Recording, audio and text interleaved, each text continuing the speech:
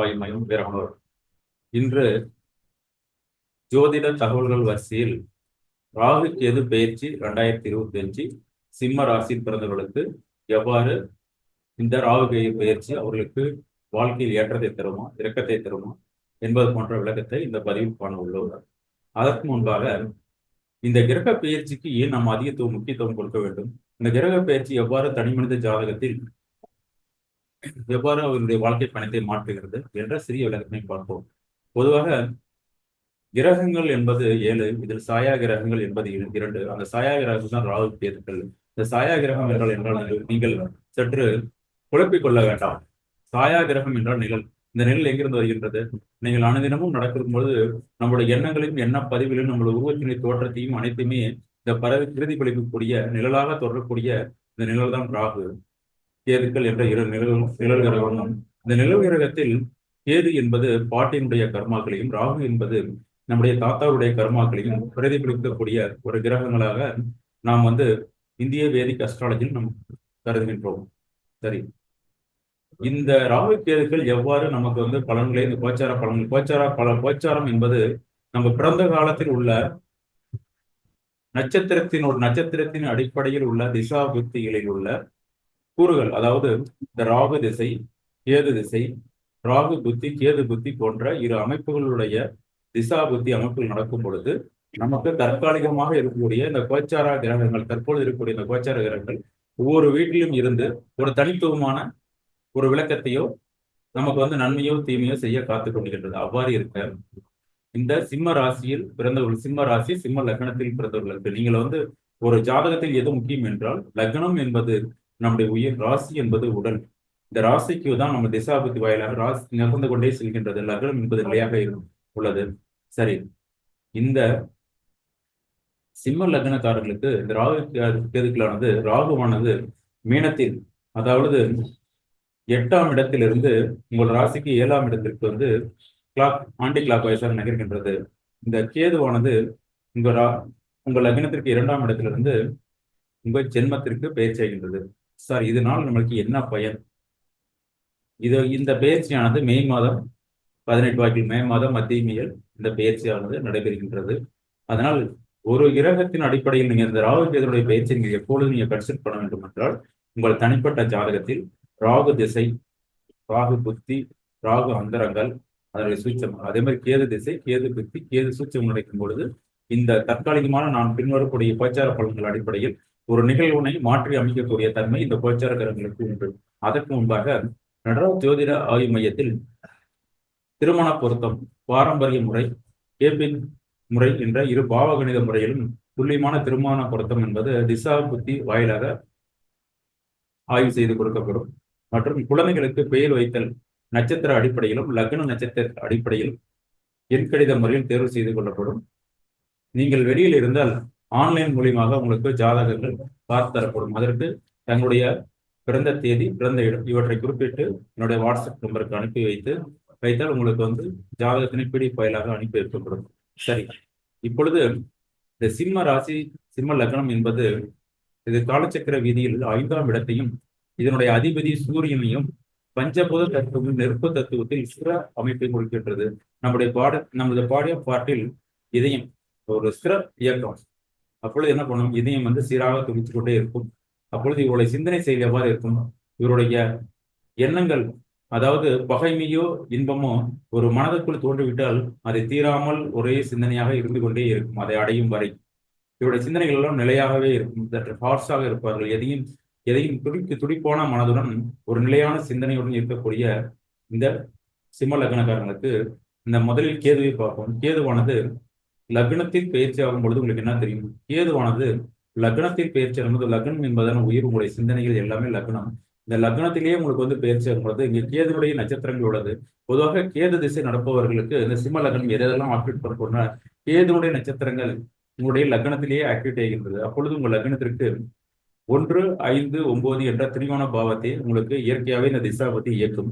அதே கோச்சார கிரகம் லக்னத்திலே இருப்பதனால் இந்த சிம்ம லக்னத்துகள் இந்த கேதுவானது முதலில் உங்கள் லக்னம் ஞானத்தை, இந்த வாழ்க்கையில் எதுவுமே இந்த சிம்ம லக்னக்காரங்களுக்கு இந்த கேது வாழ்க்கையில் எதுவுமே ஞானத்தை தோன்றும் போல் காலமே இது பொய்யடா, எரும் காற்றடைந்த பையடா, வாழ்க்கையில் எவ்வளவுதான் உங்களுக்கு ஃபுல்ஃபில் பண்ணாலும் மனதையும் மன திருப்தியும் பண்ண முடியாமல் சற்றே சுருக்கி சுருக்கி வாழ்க்கை நடைமுறைகளை பின்னும் ஆசிலேஷன் மைண்டோட முன்னோக்கி பின்னோக்கும் இருவேறு அலைபாயக்கூடிய மனநிலைமையில் உங்களுடைய மனநிலைமை இருக்கும். சற்று வேதங்களும் இந்த சமுதாயத்தின் மேல் வெறுப்பும் ஒரு பற்றற்ற பிடிப்பு நிறையும் வேதங்கள் மற்றும் தத்துவங்களின் மேல ஒரு பிடிப்பு ஏற்பட்டு அதை நீங்க ஃபுல்ஃபில் பண்ணக்கூடிய ஒரு காலகட்டத்தில் உடைய மனநிலைமை செல்லும். சரி, இந்த லக்னத்தில் உங்களுக்கு ஆப்போசிட் 2ஆம் இடம் என்ற பணம் பொருளாதார விஷயத்தில் சற்று நாட்டம் என்பது உங்களுக்கு ஏற்படும். உங்களுடைய சிந்தனைகள் எல்லாமே பார்த்தீங்கன்றால் சற்று தெய்வ தன்மையாகவும் சற்று பற்றில்லாத நிலைமையாக இருக்கும். வீடு நில வாகனங்கள் உங்களுடைய இதெல்லாம் ஒரு ஒரு கான்ஸ்ட்ரக்ஷன் தாய் வீட்டில் உங்களுடைய நிலையான ஒரு கான்ஸ்ட்ரக்ஷன் கொடுக்க ஒரு ஒரு பற்றான நிலையை கொடுக்க முடியாது. குழந்தைகளிடம் சற்று ஞானத்தை போதிப்பவர்கள் இப்படிலாம் இருக்கணும். வாழ்க்கை நடைமுறைகள் லெஜண்ட் பிலாசபிகள் தத்துவங்கள் எல்லாமே வாழ்க்கையில் துணிக்க விரும்புவர்கள். அதே மாதிரி உங்கள் நோய்கள் என்று உங்களுக்கு இது சம்பந்தமான நோய்கள், வேனல் கொப்பளங்கள் அல்லது பாரம்பரிய வியாதிகள் இதெல்லாம் உங்களுக்கு ஃபுல்ஃபில் பண்றதுக்கு உண்டான ஃபிட்னஸ் மற்றும் உடலில் உள்ள பாடி ஆஃப் அந்த கால் பயிர் உள்ள ஒரு மூளைகள் நரம்புகள் இதெல்லாம் நமக்கு பிரச்சனைகள் துன்பங்கள் எல்லாம் ஏற்படுவதற்கான காலகட்டமா இருக்கும். கணவன் மனைவியிடம் சற்று வெறுப்பான சூழ்நிலையிலும் சற்று எதிலையுமே ஒரு நிம்மதியற்ற ஒரு பற்றற்ற நிலையிலே இருக்குது. எதிர்பாராத எதிர்மறையான உங்களுடைய உடல்நல பிரச்சனைகள் உங்களுக்கு நீங்களே எதிர்மாறாத என்னன்னா இந்த உயிருக்கே தற்போது இந்த உலகத்தினுடைய எதிர்மாறான எண்ணங்கள் மேல் உங்களுக்கு நாட்டங்களும் இந்த ஃபேஷன் என்ன சொல்லக்கூடிய விஷயத்துல உங்களுக்கு ஏற்பாடுகள் ஏற்படும். அதே மாதிரி மதம் இனம் சுற்றுலா பெறுதல், அதே மாதிரி வாழ்க்கையில் வெளிநாடுகளுக்கு இந்த கடவுள் சார்ந்த விஷயத்தின் மேல் பற்றும் இந்த உலகத்தினுடைய இவ்வளவு விஷயங்கள் நுண்ணிய விஷயங்களை தெரிந்து கொள்ளக்கூடிய ஒரு காலகட்டமாக உங்களுடைய மனநிலைமைகள் போகக்கூடிய கர்மாக்களை பற்றி அதிகம் பயப்படுகள். நண்பர்களிடம் கூட சற்று சந்தேக புத்தியுடன் செயல்படுகள். வெளிநாடு சேமித்து வைத்தல் போன்ற ரகசியங்களையும் திட்டங்களையும் பாதுகாக்கக்கூடிய சூழ்நிலையில் ஒரு ஜென்ரலாக அமையும். இதில் மற்றும் குழந்தைகளுக்கு உடல் சம்பந்தப்பட்ட ஆரோக்கியமான நோய்கள், உடல்கள் கொப்பளங்கள், கட்டிகள் இதெல்லாம் ஃபிட்னஸ் உங்களுக்கு வர இயல்பாக இருக்கக்கூடியது. அதனால் இந்த சிம்ம லக்னக்காரர்கள் சற்று குழந்தை பருவத்தில் போல சற்று கவனமாக பார்த்துக் கொள்ள வேண்டும். மாணவருடைய படிப்பில் எப்பவுமே தத்துவங்களையும் சற்று ஆர்வமாகவும் ஞானத்தை இந்த சின்ன வயசுலேயே பார்த்தீங்கன்னா படிக்கணும். பிலாசபிக் நம்மளுடைய தத்துவங்களையும் சமுதாயத்தை சார்ந்த ஒரு சிந்தனை பார்வையிலாக ஏற்படுவர்கள். வயோதிகளும் மற்ற குழந்தைகளிடம் பற்று இல்லாமல் தன்னுடைய குழந்தை ஏதோ ஒரு நாட்டம் இல்லாத வாழ்க்கை வாழ்வது போல தோன்றும். அதனால் ஃபுல்ஃபில் இது தனி மனிதத்தில் ஆன்மீக சார்ந்த விஷயம் நீங்கள் யார் என்பதை உணர்ந்து கொள்ளக்கூடிய அருமையான ஒரு காலகட்டமாக எப்பொழுது நடைமுறைக்கு வரும். இது ஜெனரலைஸ் கிடையாது. உங்களுக்கு ராகு திசை இந்த கேது புத்தி நடக்கும் பொழுது உங்களுடைய சிந்தனை எல்லாம் இவ்வாறு டைவெர்ட் பண்ண முடியும். அதனுடைய புத்தி அந்தரங்க காலத்தை நீங்க உங்களுடைய தனிப்பட்ட காலத்தோடு நீங்க தெரிந்து கொண்டு இதனுடைய நடைமுறைகள் யோதிடம் என்பது உங்களுடைய சிந்தனைக்குத்தான் அதை பயன்படுத்தும். நான் இந்த டூல்ஸ் இந்த பாவத்தை நான் இயக்க வேண்டும் என்றால் இதுக்கான சூழ்நிலை எவ்வாறு ஆப்ஷன்ஸ் இருக்குது அப்படிதான் நாம் பயன்பட வேண்டும். இது ஒன்றும் செக்டர் கிடையாது. இந்த ஜாதகத்தில் இந்த கிரக அமைப்பு இப்படி இருந்தால் இது இவ்வாறு தான் அமைப்பா என்று யாருமே ஒரு தனி மனித சாட்டை போட்டு விளக்குவது என்பது மிகவும் அபத்தமான முடிவு. இது முற்றிலும் வேறுபட்டது. சரி, இப்பொழுது இந்த ராகு திசை, ராகு புத்தி, ராகு அந்தரங்கள் நடக்கும்போது இவருடைய வாழ்க்கைக்கு எவ்வாறு மாற்றங்களையும் சந்தோஷங்களையும் எவ்வாறு ஏற்படுத்தப்படுகிறது என்ற விளக்கத்தினை நம்ம சொல்லலாம். எப்பொழுதுமே ராகு கேதுகளின் எதிர்மறையான இரு துருவ வேறுபாடான கருத்துக்களை தான் நம்ம பிரதிபலிக்கின்றோம். ஏது என்பது ஒரு விஷயத்தை பிரிவுபடுத்தால் ராகு என்பது அது ஆப்போனண்டான விஷயத்தை ஒரு அன்ஃபுல் பண்ணிக்கொண்டே தான் இருக்கும்.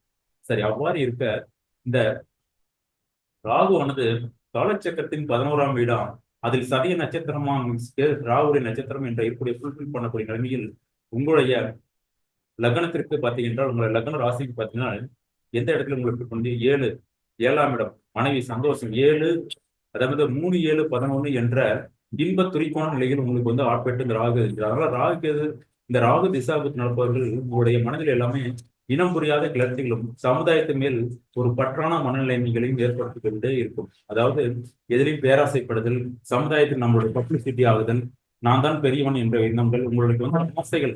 இந்த உலகத்தில் போகங்களை இருவேறு ஆசைகள் தோன்றும்.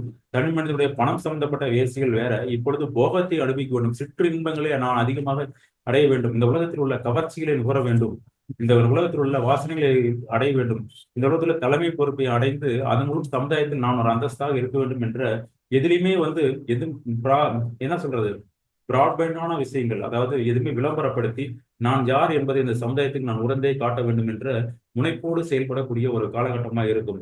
அதனால் நீங்கள் மனைவியிடம் கூட மனைவி இப்ப இந்த மனைவியிடம் கூட சற்று கவர்ச்சியாகவும் இனிமையாகவும் சந்தோஷமாகவும் செயல்படக்கூடிய ஒரு காலகட்டமாக இருக்கும். கையில் இருக்கிற பணத்துக்கு நான் பப்ளிசிட்டி ஆகணும், நான் நல்ல மின்னணுப்பா இருக்கணும், பணத்தை செலவு பண்ணக்கூடிய உங்களை மனம் சார்ந்த விஷயத்தை அங்கே ஈடுபட்டு பப்ளிசிட்டி நிற்கும். உங்களுடைய ஸ்பீக் என்று சொல்லக்கூடிய உங்களுடைய பண வரவுகள் சற்று தாமதப்பட இந்த பண வரவுகளை பற்றி நீங்க கவலைப்பட வேண்டுங்கள். பயணங்கள், வெளிநாடு பப்ளிசிட்டிகள், அதாவது இந்த புகழ்ச்சிக்காக நீங்க எதானாலும் செய்யக்கூடியவங்க. தாயை கவனிக்க மாட்டீர்கள், தாய் வீடு நில வாகனத்தை பற்றி நீங்க கண்டுக்கவே மாட்டீர்கள். அதனால சற்று வாகன பழுதுகள், வீடு நில வாகன விவசாயங்கள் இது சம்மந்த பேசினா சற்று ஸ்ட்ரோக்னஸ் இந்த ராகு போது நீங்களுடைய தனி மனித சந்தோஷத்துக்கு மட்டுமே, ஆரோக்கியத்தை மட்டுமே கொடுக்கக்கூடிய அமைப்பா இருக்கும். படிக்கக்கூடிய மாணவர்களும் அவருடைய சந்தோஷங்கள், அவர் எலக்ட்ரானிக்ஸ் துறைகள், கம்யூனிகேஷன் துறைகளில் இருக்கக்கூடியவர்களுக்கு இன்னும் மீண்டும் ஒருத்தரும் புதிய கண்டுபிடிப்புகள், புதிய அபிவிருத்தி செய்யக்கூடிய ஒரு உன்னதமான காலகட்டமாக இந்த ராகு கோச்சாரங்கள் என்பது நமக்கு அமையப்படுது. ஒரு அரசியல் தலைமை பொறுப்புகள், குடும்ப நிர்வாகங்கள், இதில் எல்லாம் ஒரு பற்று ஏற்பட்டு ஒரு ஃபுல்ஃபில் லைஃப்ல வந்து மிகமே ஒரு எக்ஸாக்ட்லியாக இருக்கக்கூடிய தன் மனிதத்தில் பணத்தை தவிர்த்த வேறு விஷயங்களும் இருக்கின்றது. அந்த பணத்தை நான் எவ்வாறு செலவு பண்ணுவேன் என்ற விஷயங்கள் இல்லை. ஏனென்றால் இந்த உலகத்தில் உயிர் உள்ள மட்டும்தான் இந்த இந்த உடல். அதே மாதிரி தனி மனிதனுக்கு உங்களால் முடிந்ததை நீங்கள் செய்யக்கூடிய ஒரு காலகட்டமாகவும் அதனோட பப்ளிசிட்டியாகவும் இருக்கக்கூடிய ஒரு காலகட்டமாக கருத்தில் கொண்டு உங்களுக்கு செயல்படுங்கள். இந்த பொதுவாக இந்த சிம்ம கணக்காரர்களுக்கு பொதுவாக நீங்கள் பணம் சம்பாதிப்பதை விட உலகத்தின் தத்துவங்களையும் ஒரு ஒரு உறவுகள் சார்ந்த விஷயத்தில் இன்பங்களையும் செய்யக்கூடிய ஒரு காலகட்டமாக இதை நாம் கருத்தில் கொள்ளலாம். அதே நேரத்தில் உங்களுடைய கர்மாக்கள் என்று சொல்லக்கூடிய விஷயங்கள் உங்களை பின்னோக்கி தொடர்ந்து கொண்டேதான் இருக்கும். ஆகினால் உங்களுக்கு ஒரு சிலருக்கு பண தேவைகள் அதிகமா இருக்கு. இந்த பண தேவையை நான் எப்படி சார் ஃபுல்ஃபில் பண்ண முடியும்? என்னுடைய லைஃப்ல ஏதாச்சும் ஒரு மாடரேட், என்னுடைய தொழில் சிறப்பாக இருக்க வேண்டும், நான் வந்து செய்யக்கூடிய தொழில்களே நான் இருந்தால் கூட, வேலை வாய்ப்பு துறையிலே நான் இருந்தால் கூட பரவாயில்லை என்று நினைப்பவர்கள் புதன் பகவானை வழிபடுவதன் மூலம் கேதுவால் ஏற்படக்கூடிய தோஷத்தை சற்று நீங்கள் குறைத்துக் கொள்ளலாம். அதே மாதிரி சனி பகவான் எனக்குரிய அமைஞ்சினரை நீங்கள் வழிபடும்போது ராகுவினால் ஏற்படக்கூடிய சற்று தோகத்தை நீங்க அனுப்பி பண வரவு சம்பந்தப்பட்ட விஷயத்தில் இருப்பவர்கள் சற்று இதை சார்ந்து ஃபுல்ஃபில் பண்ண வேண்டாம். மற்றவர்கள் அவருடைய வழியில் சென்று கொண்டே இருந்தால் இதுவே நன்மையாக இருக்கும். சரி என்பவர்களை இந்த பதிவு பிடித்திருந்தால் தயவுசெய்து சப்ஸ்கிரைப் செய்து கொள்ளவும், நண்பர்களுக்கு ஷேர் செய்வோம். மீண்டும் அடுத்த பதிவில் சந்திப்போம். நன்றி, வணக்கம்.